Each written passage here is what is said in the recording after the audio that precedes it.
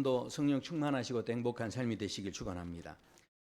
고대로부터 현대에 이르기까지 실은 수많은 철학가 또 지식인들이 끊임없이 이 땅에서 어떻게 무엇이 행복인가, 그리고 그 행복이라는 것은 어떻게 이루어갈 수 있는가, 실은 많은 사람들이 끊임없이 질문해 오고 있고 그 해답을 찾기 위해서 노력하고 있는 것이 있습니다. 그것이 바로 행복이죠.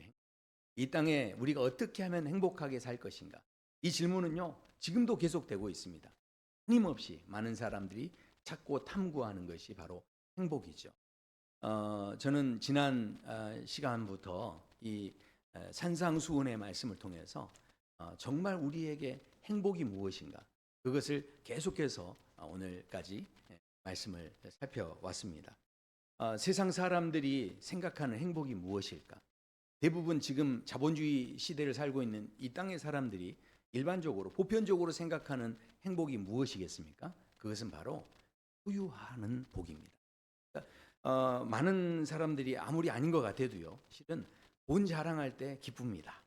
돈 자랑할 때 행복합니다. 내가 연봉이 얼마인가 이거 자랑하는 거 실은 은근히 다 자랑합니다. 내가 매출이 얼마인가 이것에 대해서요 조금 매출이 올라가면 자랑스럽게 다 이야기를 합니다. 내 자산이 얼마인지, 내가 얼마나 많이 가지고 있는지, 내가 얼마나 많은 걸 소유하고 있는지 여기에서 느껴지는 실은 행복이 있습니다. 저는요 저희 사랑누리교회 성도 여러분의 삶 속에 가면 갈수록 매출이 늘어나는, 연봉이 늘어나는 행복이 있기를 소원합니다. 자, 그런데 그 행복만이 전부가 아닙니다. 분명히 아셔야 되는 것은 그 행복보다 더 귀한 행복이 있어요. 아무리 많은 걸 소유하고 있어도요, 소유한 사람이 꼼짝 못하게 하는 진짜 행복이 또 하나 있습니다. 그게 뭐냐면 체험과 성취의 복입니다. 자, 이게 무슨 이야기냐?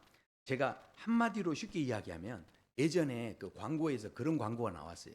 니들이 개 맛을 알아? 이런 광고가 나왔습니다. 그러니까 생각해 보십시오. 아무리 많이 가지고 있고 또 소유하고 있어도요, 그래도 너 이거 체험해 봤어? 너 이거 이루어 봤어? 너 지금 이 맛을 느껴 봤어? 아무리 좋은 먹을 걸 가지고 있어도 맛보지 않으면 아무 소용 없는 겁니다. 그러니까 소유보다 실은 더 중요한 것은요, 그 소유 속에서 내가 체험하고 그것을 통해서 내가 성취감을 느끼고 이렇게 하는 것이 우리 인생에 있어서요 정말 큰 행복이다라는 것이죠. 저와 성도 여러분의 삶 속에서 이 성취감이 느껴지는, 인생을 사는데 그저 그런 날이 아니고요, 인생을 사는데 하는 하루하루가 보람이 있어요. 이거 얼마나 큰 행복이겠습니까? 자리에 눕고 일어날 때 보람이 느껴지는 거예요. 이런 행복은 소유하는 자의 행복과는 또 차원이 다르다는 거죠. 이런 놀라운 보람이 느껴지는 그런 복된 삶이 되시길 소원합니다. 그런데요, 자, 이제 이것보다, 이것도 꼼짝 못하게 하는 더 큰 복이 있습니다. 자, 그 복이 무엇이냐? 그것은 바로 존재의 복입니다. 존재의 복. 이것은요 어떤 것과도 비교할 수 없는 축복입니다. 자, 이게 무슨 이야기냐? 제가 한번 생각해 봤어요. 존재의 복을 어떻게 하면 설명해 드릴까? 만약에 월드스타 우리 손흥민 선수가 저를요 영적인 멘토로 생각하는 거예요. 그래서 중요한 경기가 있을 때마다 그 비싼 비행기 값 들이고 암사동에 와가지고 저를 만나가지고 그 다음에 상담도 하고 위로도 받고 기도 부탁을 하고 그렇게 하고 또 경기하러 가는 거예요. 경기 끝날 때마다 또 이렇게 와서 저를 만나고 가는 거예요. 아무리 뭐 얼척없는 이야기여도 그렇게 아무튼 이제 제가 지금 상상해 보자 이거예요. 상상해 보자. 그러니까 그 손흥민 선수가 저를 그렇게 생각한다면, 자 생각해 보죠. 그러면 그 선수가 저를 얼마나 신뢰하면 그러겠어요. 그러니까 제가 신뢰받는 존재가 된 거죠. 이게요 얼마나 큰 행복인지 모릅니다. 조금 가깝게, 그러면 멀리 있는 외국에 있는 분 말고, 그러면 유재석 씨가 저를 친형으로 생각하는 거예요. 원래 유재석 씨가 저보다 나이가 어립니다. 그래서 저를 이게 친형으로 생각하는 거예요. 그래서 이 암사동 지날 때마다 이게 시간 날 때 오는 게 아니고 일부러 시간을 내 가지고 선물을 사 가지고 저한테 와 가지고 같이 꼭 또 밥 한 끼 먹고 형님 하면서 와가지고 그렇게 이제 시간을 보내고 가는 거예요. 결국 뭡니까? 그 유재석 씨에게 제가 사랑을 받는 거죠. 사람이요, 이 사랑을 받는 존재가 된다는 게요, 또 이 행복인 거죠. 그러니까 물론 실제로는 제가 이분들이 어떤 종교를 가졌는지 잘 모릅니다. 예를 들자면 그렇다는 거예요. 너무 기분 나쁘게 생각하지 마세요. 네. 그러니까 생각해 보세요. 그렇게 유명한 사람들이 나하고의 관계에서도 어떤 존재가 되는가, 이게 그만큼 중요한데, 실은 천지를 지으신 하나님이요, 나를 어떻게 생각하시냐는 거예요. 그 하나님 앞에 내가 어떤 존재냐는 거죠. 그래서요, 잘 생각하셔야 돼요. 실은 좀 더 깊이 생각하면 이 존재의 복이라는 건 어떤 의미가 있는 거냐면, 내가 왜 태어났는지, 그리고 내가 누구인지, 그리고 나는 어디로 가는지, 나는 왜 살아야 되는지, 여기에 대한 확신이 분명한 사람, 그것에 대한 사명에 대한 그 마음이 확실한 사람, 이런 사람이 바로 이 존재적인 복을 누리는 그런 사람이다라는 것입니다. 이것은 소유하는 것, 뭔가를 일을 성취하는 것, 이것을 뛰어넘는 진짜 축복입니다. 저는요, 저와 성도 여러분의 삶이 가면 갈수록 하나님 안에서 내가 어떤 존재인지가 확신 가운데, 그 부르심에 대한 확신, 내 이 땅에 지금 존재하는 목적, 이것이 더 분명해질 수 있는 그런 삶이 되시기를 소원합니다. 자, 그래서 이 산상수훈의 팔복은요, 다른 복이 아니에요. 존재의 복입니다. 그래서 지난 시간부터 이제 8가지 복을 쭉 우리가 말씀을 살폈는데, 그 복을 살펴보면서 저는 정말로 우리 사랑누리교회 모든 성도님들이 이 복의, 이 팔복의 은혜를 누리길 원하는 마음으로 함께 말씀을 나눴습니다. 오늘은 이제 마지막 시간입니다. 팔복의 내용의 마지막 시간. 그래서 이렇게 말씀하죠. 의를 위하여 박해를 받는 자는 복이 있나니 천국이 그들의 것입니다. 역시 아멘 소리가 작습니다. 왜냐하면 다른 복은 다 좀 그래도 괜찮은 복이었는데, 그런데 뭐 마음이 청결하다 뭐 이런 거 좋잖아요. 이게 다 좋았는데, 오늘은 보니까 의를 위하여 박해를 받는 자, 핍박을 받는 자, 이런 사람이 복이 있다, 이러니까 실은 심리적으로 상당히 이게 부담이 되는 그런 말씀이죠. 이 말씀의 조건이 정확하게 내 삶에서 이루어지려면 반드시 나는 지금 천국을 누려야 되는데, 그렇다면 이 천국을 누릴 수 있으려면 우리는 뭐가 있어야 됩니까? 내 삶에 반드시 뭐가 있어야 되죠? 박해가 있어야 되죠. 그리고 핍박이 있어야 된다라는 겁니다. 생각해 보십시오. 만약에 우리나라가 대한민국 그 정부에서 우리 기독교 종교를 허락을 하지 않는다라고 한다면, 아마 예배드리고 있는 이 순간 자체가 이미 핍박을 받고 있다라고 우리는 아마 생각을 할 겁니다. 그렇다면 이 말씀을 받아들이기가 그렇게 어렵진 않을 거예요. 자, 그런데 우리나라는 지금 종교 생활을 하는 게 아주 자유롭습니다. 그렇기 때문에 실은 이 말씀을 받는 것이 상당히 실은 부담스럽죠. 이 말씀이 내 삶에 그대로 임하려면, 그러면 내가 이 천국을 차지하기 위해서는 지금도 그냥 살면 안 돼요. 우린 뭐하러 쫓아다니셔야 돼요? 핍박을 받으러 쫓아다니셔야 되는 거예요. 그러니까 이 말씀을 그대로 우리가 생각한다고 한다면 쉽지 않은 말씀이죠. 물론 어떤 분들은 아이고 목사님, 제가 교회 다닌다는 이유로 남편에게 핍박을 받고 있어요. 또 시어머니에게 시달림을 받고 있어요. 뭐 이렇게 실은 이야기할 수 있습니다. 자, 그런데 그런 핍박은요, 실은 보편적인 핍박이 아닙니다. 그러니까 어느 일부분, 어느 한정된 사람에게만 되는 거죠. 만약에 그것을 절대적인 것으로 이야기하면 우리 모두 다 그럼 남편에게 다 핍박을 받아야 되는데요. 그게 아니지 않습니까? 그러니까 오늘 말씀은 단순히 지금 그런 이야기가 아닌 거죠. 이 핍박에 대한, 그렇다면 이 핍박을 우리가 어떻게 이해해야 할까?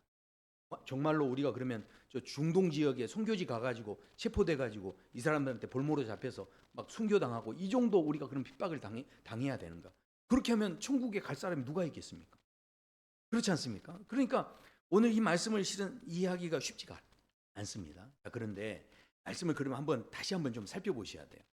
우리가 그동안 살펴봤던 말씀에 심령이 가난한 자, 그러니까 내가요 내 삶의 주인을 바꾸면요 이 하나님이 통치하시고 천국을 누린다는 거죠.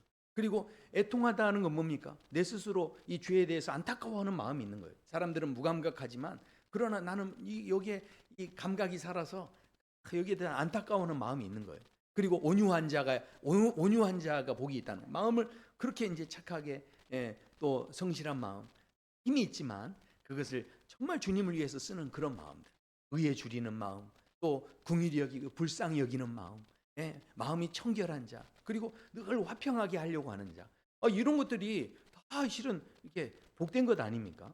내가 주변 사람에게 이게 손을 먼저 내밀고 화평하게 하려고 이렇게 하고 그런데 세상에 그렇게 하는데 뭐가 있다는 거예요? 핍박이 있다는 거예요. 박해가 있다라는 거죠. 아니 우리가 볼 때는 전혀 나쁜 게 아닌데 그런데 왜 그러면 이런 의로운 삶을 살아간다라고 했을 때 박해가 있는가? 여기에 대해서 우리가 질문하게 됩니다. 자, 여기에서 결론을 그냥 말씀드립니다. 그것은 바로 세상의 가치관과 하나님의 가치관이 다르기 때문에 그렇습니다. 그러니까 이것을 이상하게 생각할 일이 아니라는 거예요. 자, 그래서 이와 비슷한 이야기를 요한복음에서 예수님께서 하셨습니다. 요한복음에 보면 너희가 세상에 속하였으면 세상이 자기의 것을 사랑할 것이라. 그러니까요, 우리가요 세상 사고 방식으로 그냥 살아가지 않습니까? 그러면 별로 그렇게 거칠 게 없다는 거예요. 타협하고 적당하게 그냥 살아가니까요 부딪힐 일도 별로 없다는 거예요. 그런데 우리가 세상 가치관이 아니라 누구 가치관으로 살아갑니까? 하나님 가치관으로 살다 보니까요 어떻게 됐다는 거죠? 자, 너희는 세상에 속한 자가 아니요 도리어 내가 너희를 세상에서 택하였기 때문에 세상이 너희를 미워하느니라. 그러니까 이 세상의 가치관을 가진 사람들은요 실은 이 세상 가치관 속에서는 모든 의가 자기에게 있다고 생각하는 거예요. 깨닫는 것도요 내가 노력하면 내가 깨달을 수 있다라고 생각하고요. 그리고요 내가 선한 일도요 내가 할 수 있다라고 생각하죠. 도덕적으로도 내가 더 아름다워질 수 있다라고 내가 생각하고 내 안에 무한한 가능성이 있다. 이런 생각을 내가 이렇게 하면서 살아가는 겁니다. 그러니까 내가 노력을 하면 내가 어느 정도 경지에 이를 수 있고 열반에 이를 수 있고 이 해탈에 이룰 수 있다. 이런 생각을 가진 게 세상적인 사고 방식이에요. 자, 그런데 사도 바울은 로마서 3장에서 이 성경에서 무슨 이야기를 하냐면 이런 이야기를 하는 거예요.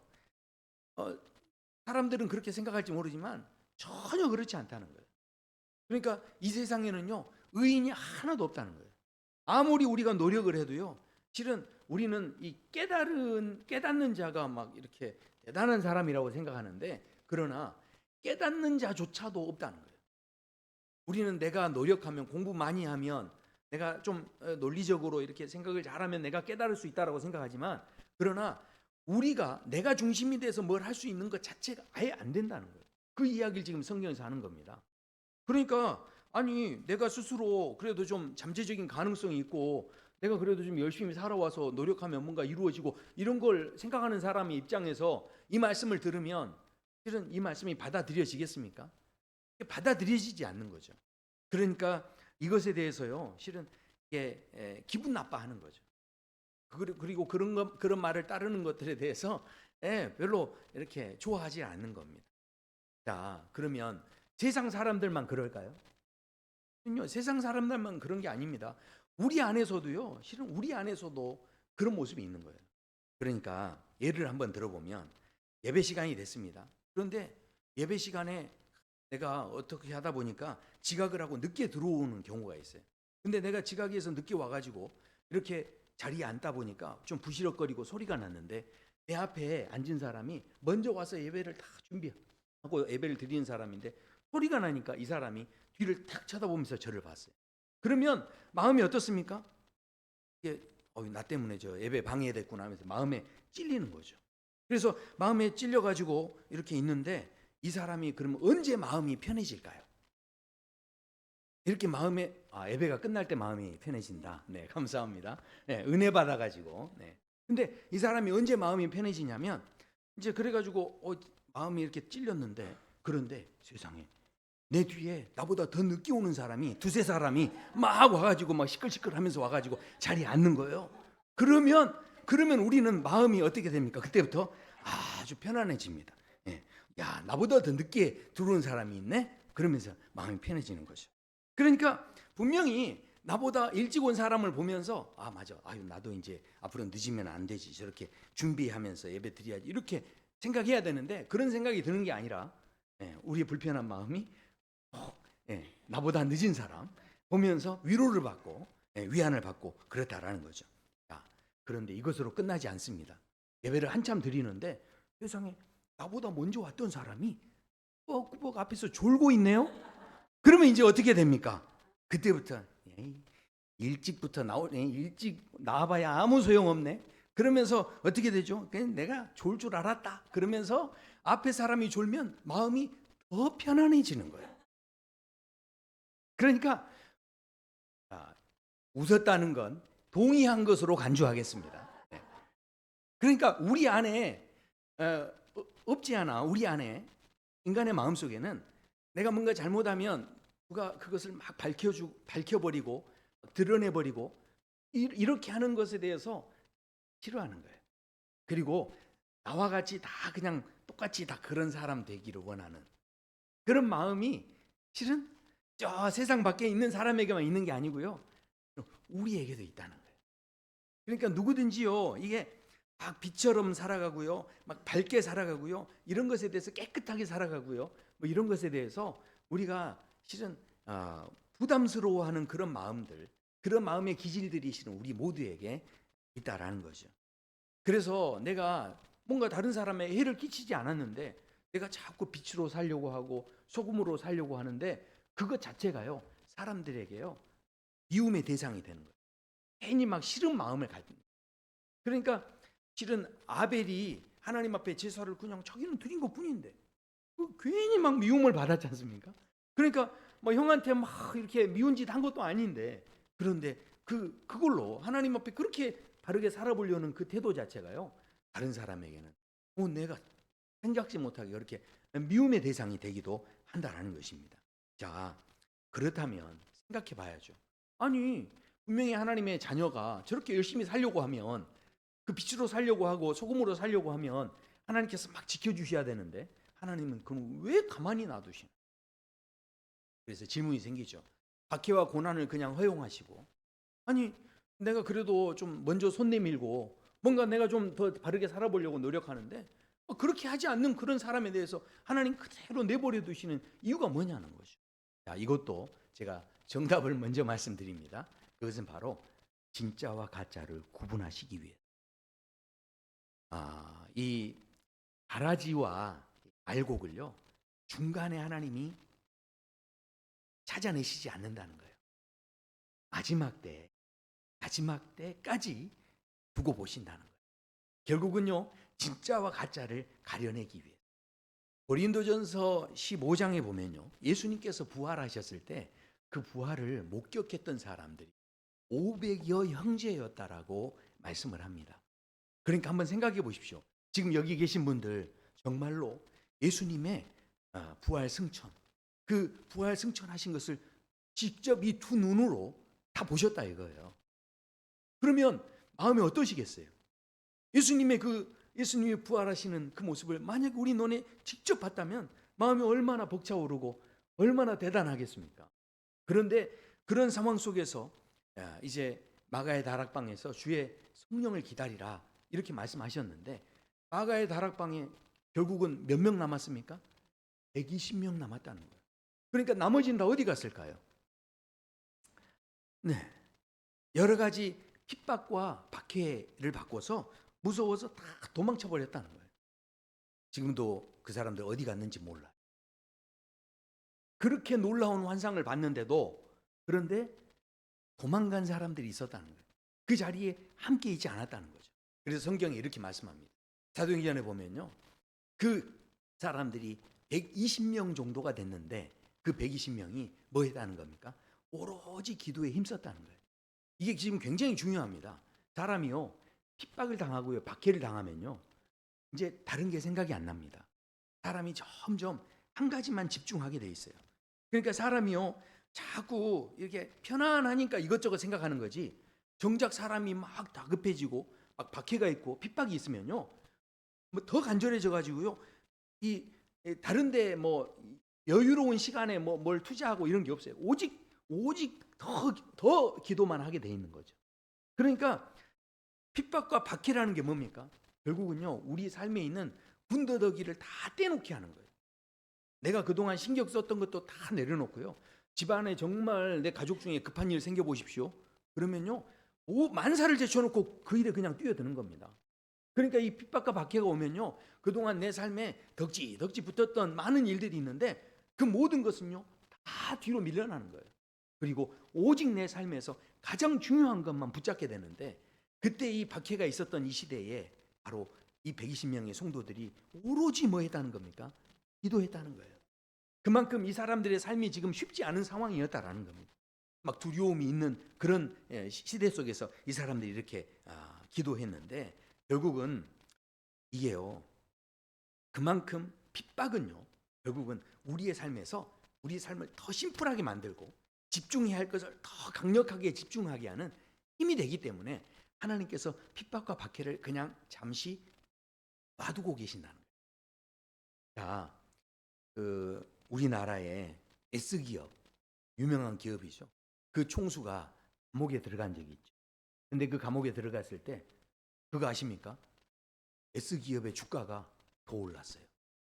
그러니까 S기업의 그 모든 임원들과 직원들이 이 총수가 감옥에 들어가면 이 회사가 흔들거려서 어려움을 당하면 그 총수 때문에 이 회사가 있고 없고가 되는 거잖아요. 그러니까 회사를 어떻게든 살려야 되겠다 해서 총수가 있을 때보다 더 열심히 일했대요. 그래서 더 좋은 성과를 낸 거예요. 그래서 주가가 더 오르게 된 겁니다. 그러니까 세상 사람들도 뭘 아는 겁니까? 위기가 오히려 기회가 될 수 있다는 걸 아는 거죠. 그 위기 속에서 열심히 했더니 저 사람이 뭐라는 겁니까? 이 회사를 사랑하는 사람인가 증거가 되는 거죠. 그러니까요, 위기가 있을 때 위기가 우리를 망하게 하는 게 아니라 그 위기 때문에 더 열심히 해서 우리 사람들이 생각하지 못했던 것들을 증명해내는 그런 기회로 이게 삼았다라는 거예요. 그게 바로 세상 사람들도 그걸 안다는 거예요. 자, 그렇다면 신앙생활을 하는 우리의 삶은 어떻게 했냐는 거죠. 지금 하나님께서 주의 자녀들에게 핍박과 환난과 박해가 그냥 있는 것을 그대로 놔두시는 이유가 도대체 뭐냐는 거죠. 자, 그래서요 한번 생각해 보셔야 됩니다. 헨리 모리슨이라는 선교사님이 계세요. 근데 이분이 아프리카에서 선교하셨는데 한 40년을 이제 선교하셨던 분입니다. 근데 이분이 두 아들이 있었는데 아프리카에서 풍토병으로 아들들이 죽게 됩니다. 너무 안타까운 일이죠. 그러니까 누가 제일 충격을 받았냐면 그 어머니, 그러니까 이 아내분이 충격을 받아가지고 이 두 아들이 죽고 나니까 이분이요 시름시름 앓더니 세상에 이 아내분도 함께 죽은 거예요. 얼마 가지 못해서. 그러니까 이 선교사님 마음이 무너지는 거죠. 하나님, 나를 이루려고 여기에 부르셨습니까? 그러면서 이 선교사에게 회의감을 느끼고 이분이 안 되겠다면서 그냥 고향으로 돌아가겠다면서 미국으로 가기 위해서 배를 탑니다. 근데 그 배를 타고 가다가 나중에 그 배가 어디 정박을 했는데 거기에서요 누가 탔냐면 루즈벨트 대통령이 거기에 탔다는 거예요. 왜냐하면 루즈벨트 대통령이 어느 지역을 이제 돌아보고 미국으로 돌아가는데 그 배편을 이용한 거죠. 그래서 그 배를 타고 이제 뉴욕 항구에 이제 도착을 했는데 세상에 배가 도착하니까요 우리 대통령 왔다고 막 그 빨간 그 융단을 착 깔리더니요 거기에 막 빵빠레가 막 올려지고 막 군악대가 와가지고 막 노래를 부르면서 막 환영하는 이제 그런 퍼레이드가 막 있고요. 그러면서 대통령이 그 융단을 걸어서 이제 배에서 이제 내리는 겁니다. 그래서 이제 그렇게 되어지는 상황이 다 끝나니까 다른 사람은 내리지 못하게 하고 대통령부터 그렇게 이제 내리고 그 다음에 이제 사람들 내리는데 이 선교사님도 이제 내렸어요. 근데 빨간 융단이 다 없어졌어요. 그렇게 이제 막 환영했던 사람들이 다 없어진 거예요. 아무도 실은 없는 그곳에 이렇게 내리는데 마음이 너무 서글프더래요. 왜냐하면 나는 40년을 선교한다고 고생하고 이렇게 하고 고향 땅에 드디어 40년 만에 왔는데 그런데 세상에 나를 반겨주는 사람 아무도 없는 거예요. 나를 알아봐 주는 사람 아무도 없는 거예요. 그러니까 이분이 얼마나 섭섭했는지 하나님 앞에서 하나님 이게 이런 게 인생입니까? 그러면서 너무 섭섭해한 거예요. 그때 성령님께서 이 선교사님 마음에 그런 마음을 주시면서 이야기를 하시더래요. 음성으로 이렇게 들려주시더래요. 뭐라고 하시냐면 내 아들아 너는 아직 고향으로 돌아온 게 아니야. 네가 진짜 고향으로 돌아올 때 이 빨간 이 카페트가 대수겠냐? 이 군악대가 대수겠냐? 내가 수많은 천군 천사를 다 동원해서 그 빵빠레가 다 울려지게 할 거야. 그리고 이렇게 사람들은 빨간 용단으로 다 이렇게 깔아서 했지만 나는 다른 사람 내보내지 않고 내가 직접 너를 맞으러 갈 거야. 그러면서 그 마음이 들면서 사랑하는 아들아 수고했다. 그러면서 끝까지 풍성스러운 마음 잃어버리지 마. 그런 마음을 주시더라는 거예요. 그래서 이 선교사님이 그 음성에 이렇게 세미한 그런 터치에 이분이 감동을 받아서 다시 작정하고 힘을 내서 다시 선교지로 갔다. 생각해 보십시오. 우리가 실은 이 핍박과 박해라는 것 우리의 삶의 자리에서 없는 게 아니에요. 우리가 신앙으로 이렇게 살아가려고 하다 보면 밖에 더 착하게 살아보려고 하다 보면 거기에서 꼭 방해하는 사람이 있고 우리를 넘어지게 하는 것들이 꼭 존재한다는 거예요. 그렇다고 한다면 우리가 이제 마지막으로 생각해야 할 아까 뭐였습니까? 그 내버려 두시는 이유가 진짜와 가짜를 구별하기 위해서. 그렇다면 진짜 복이 뭐냐는 거예요. 이 핍박과 박해를 받는 사람이 누리게 될 진짜 복이 뭐냐는 거죠. 자, 여기에 대해서 우리가 좀 깊이 생각을 하면서 오늘 말씀을 좀 마무리하려고 합니다. 자, 이 마태복음 우리가 그동안 팔복에 대한 이야기를 쭉 했는데 세상에 심령이 가난한 자가 복이 있나니 온유한 자가 복이 있나니 이런 이야기를 쭉 하는데 그 복들을 다 이야기하는데 너무 재밌는 것은요. 이 10장에서 천국 이야기가 나와요. 천국 이야기. 근데 천국 이야기가 이 첫 번째 복에서도 또 나옵니다. 천국 이야기. 그러니까 시작할 때도 천국 이야기 했고요. 끝마칠 때도 천국 이야기를 한 거예요. 그렇다면 이 천국이 무슨 의미가 있는가?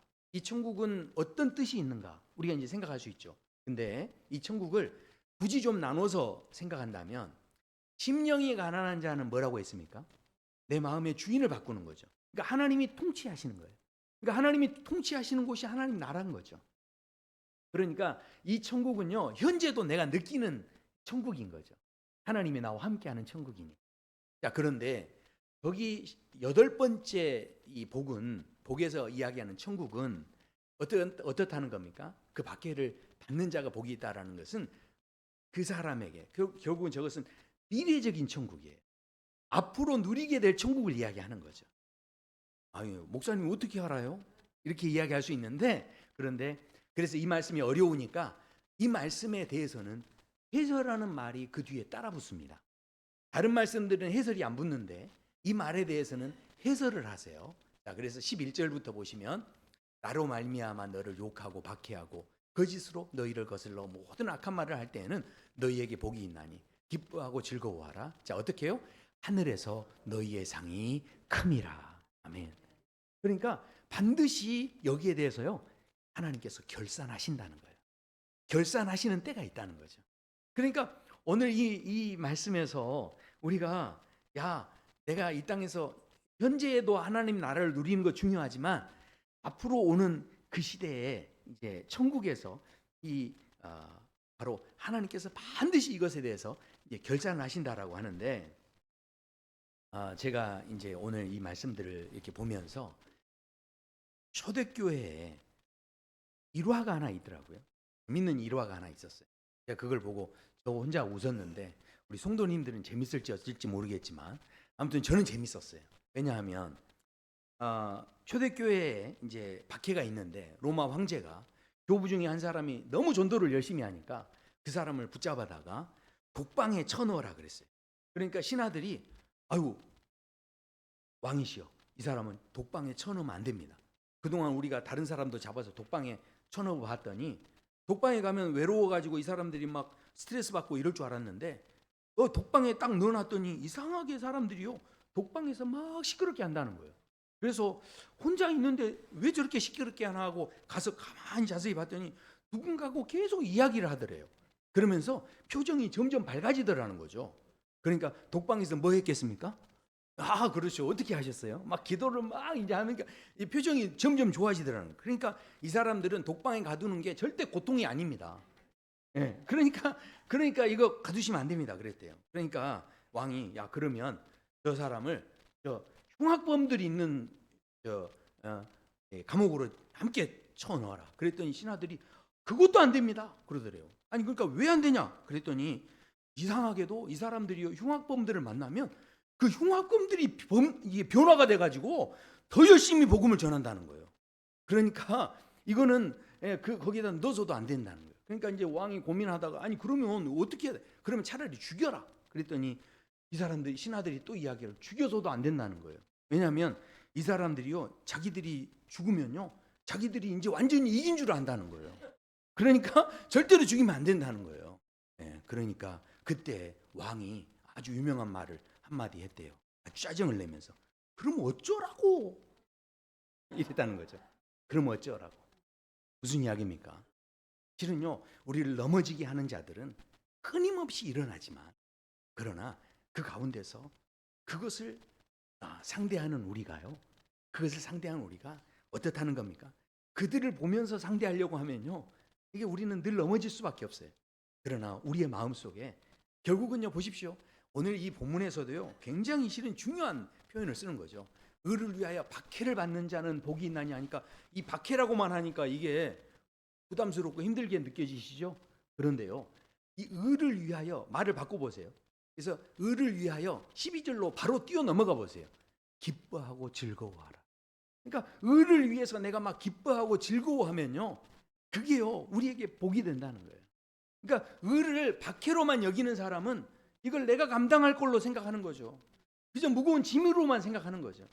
그런데 의로움을 위해서요. 의로움이 뭡니까? 결국 내가 의로울 수 있는 게 아니잖아요. 의로움이 되시는 그 하나님. 그 하나님에 대해서요. 내가 사랑하는 마음이 있는 거죠. 내가 너무 귀하게 여기는 마음이 있는 거죠. 그러니까 어떤 어려움이 와도 그거를요. 기쁘게 즐겁게 하는 거예요. 네. 그러니까 여러분이 이해 못 하실까 봐 한 가지 더 말씀드리지만 저희 아내가 무거운 짐을 들고 가면요. 저는 반드시 뛰어가서 그 짐을 들어줍니다. 그 짐이 얼마나 무거운지 몰라요. 그러나 저희 아내가 다시 막 뺐으면 안 된다고 하면서 제가 두 개 다 듭니다. 그래서 막 이렇게 갑니다. 그러면 저희 아내가 막 화를 내요. 화를 내도 저는 소용없어요. 그거를 막 들고 갑니다. 왜 그럴까요? 제가 그 짐을 들고 가면서요. 너무 기쁘게 막 들고 가는 거예요. 왜 그럴까요? 네, 대답 안 하셔도 돼요. 그러니까 생각해 보세요. 이 의를 위하여 우리가 당하는 모든 일을 박해로 생각한다는 건 아직도 내가 실은 주님을 향한 마음이 주님을 향한 마음이 아직 거기에 못 미치는 거예요. 그러나 의를 위하여 당하는 모든 일에 당할 때 내가 주님을 너무 사랑하니까 보십시오. 이 성경에 보면 사랑하지 아니하는 자는 하나님을 알지 못하나니 이는 하나님은 사랑이십니다. 그러니까요 우리가 박해를 당하면서 누구를 아는 거죠? 예수님께서 십자가 지셨을 때 이런 마음이셨겠구나. 그러면서 점점 내가요 누구를 닮아가는 존재가 되는 거예요? 네, 예수님을 닮아가는 존재가 되는 거죠. 그러니까 우리가 저 당하는 박해가요 그냥 박해가 아닌 거예요. 바로 내 모든 군더더기를 다 떼버리고 내가 더 주님을 닮아가게 하는, 주님을 더 사랑하게 하는 그런 박해인 거죠. 그것을 이해하는 사람은 그것 때문에 즐거워하는 거죠. 박해 때문에 즐거워하면 일반적으로 세상에서 그러면 이렇게 생각합니다.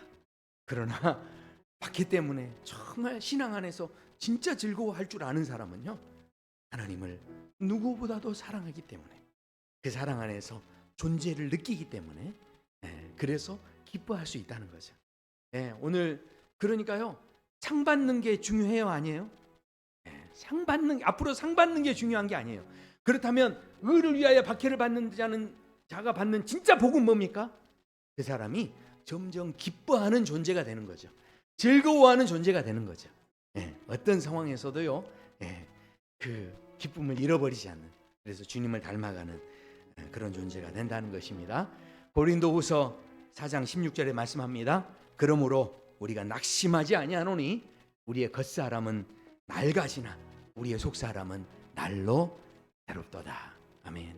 우리 함께 찬양하시겠습니다.